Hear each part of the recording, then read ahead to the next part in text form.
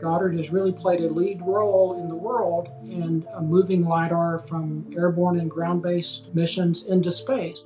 I mean, the future is in the hands of the creative people here and elsewhere in industry that can just take this and run with it.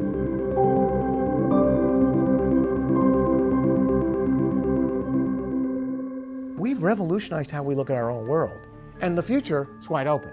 Winds, aerosols, trace gases. I've been spending a lot of time and most of the past decade working on a LIDAR to measure atmospheric CO2, and we've been flying that fairly regularly on aircraft. We've got this remarkable data set that really proves, I think, our approach really works well. There's many other gases that are very important, particularly with global warming, that lasers can help us monitor.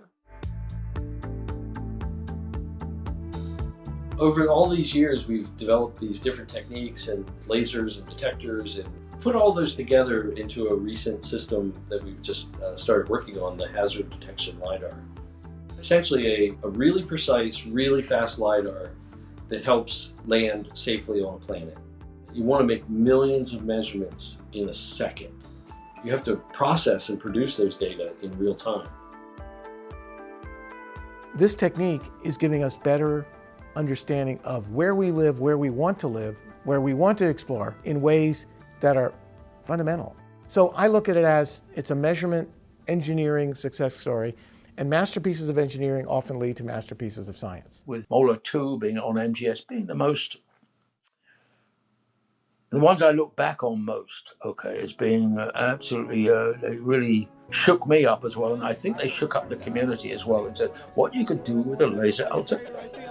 And I'm amazed at how much knowledge can be gleaned from this relatively simple measurement, just measuring time of flight. So you cannot just build just one LIDAR. You need a sustained team who's been building LIDAR for some time, so you can pass on the lessons learned and so forth.